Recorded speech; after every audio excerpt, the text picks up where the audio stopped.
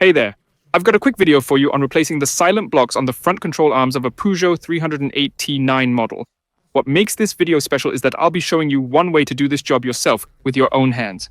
Now, some of you might be thinking, haven't I seen a video like this on your channel before? And you'd be absolutely right. There's a link in the description if you want to check that out. But in today's video, I'll be walking you through a second method, which is perfect if you don't have access to a vise or hydraulic press. For this approach, you'll need the help of a lathe operator. Now, if you're planning to keep your car for more than a year, I'm confident that this investment will pay off. Alright, let's cut to the chase. You'll want to order these parts from a lathe operator. I hesitate to call this a blueprint, but the diagram here should work perfectly. There's not much to explain here. You just need specific spacers. Oh, and the bolt. They actually made me a stainless steel one for extra strength. So, once you've got these bushings and washers made, What's next? how does this all work? I won't be showing how to remove the control arm in this video. Check out the video I mentioned earlier, it covers everything. So we've got a lever in our hands. For the suspension, we need 2 open-end wrenches and a bit of elbow grease. Not much though, I'm showing you this unedited video on purpose.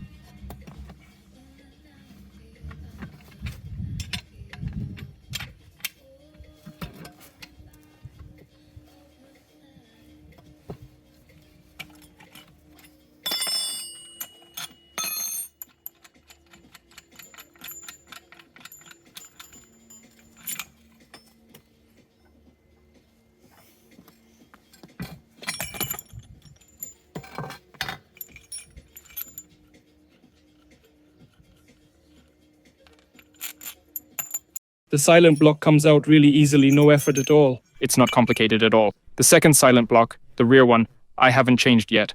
For some reason, it's still holding up well. My current mileage is over 2,000 kilometers, though I've personally driven about 50,000. This is the second time I'm changing the front silent blocks. The first time I installed them was... Well, I can't remember the exact mileage. I've driven about 25,000 kilometers or so, and the rear suspension is still working perfectly. I'm almost certain it's the original factory setup, but nonetheless. I made some bushings for the rear as well. They turned out to be unnecessary, but when it comes to buying new silent blocks, I'm pretty sure Hutchinson is the original brand. The logos and numbers on the rubber have been filed off, but on one of my partially worn drawings, you could clearly make out the Peugeot Citroën badge. I decided to replace the silent blocks anyway. This particular silent block has lasted me around 30,000 kilometers. Only in my experience, and God knows how long before me, it's not entirely clear from the markings what this is. It's hard to say if it's original or not. But I bought a car with this silent block.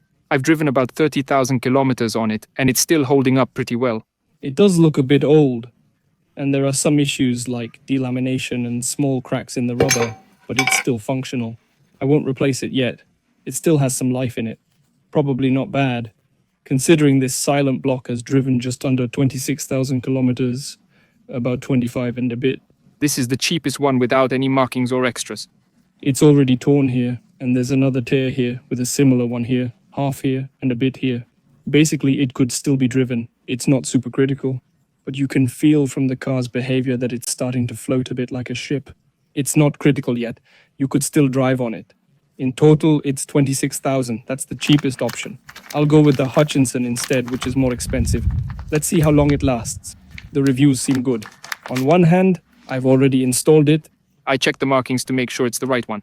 There's a catalog number that's supposedly for Peugeot. It's 2206, which might mean the 22nd year, 6th month. I'm not sure about 06042206, I have no idea. It's laser engraved. Here it says 1.64, I don't know what that means. The most interesting part is this PU thing, whatever that is. The most interesting part is here, I hope you can see it. There was some kind of inscription here, something was here. And after manufacturing, they forcibly cut it off, sanded it down. This piece of rubber, I think you can see it. I'm mentioning this because when I changed the silent blocks for the first time, the original ones were still here. On the originals, it was embossed right on the rubber, I think in these spots. If I'm not mistaken, yes, there was Peugeot here and Citroën there. Listen, I don't know how well the camera will pick this up, but everything here is polished smooth. There's a small piece left from Citroën, this very top bit. Peugeot was here, Citroën was there. So this is an original silent block. Well, let's see how long it lasts. Alright, let's install a new silent block. How difficult is it? Spoiler alert, it's slightly harder than pressing out, but still very easy. We install the necessary bushings, washers, and the silent block itself, then press it in. This is my first time doing this on video. Initially, I was worried I wouldn't have the strength to press them in by hand, but the effort is actually minimal, nothing complicated. An important detail. You need to do this slowly and align everything carefully, centering it precisely so that the silent block is pressed in evenly and doesn't go in crooked. On professional installations, there's a special viewing slot so you can see the process, unlike how I slightly tightened, then loosened to check, and then tightened again. The second important point, don't overdo it. Don't accidentally press the silent block in deeper than necessary. Well, that's about it. In conclusion, based on everything I've shown you, with this mini kit, all the work can be done not just in a garage, but even in a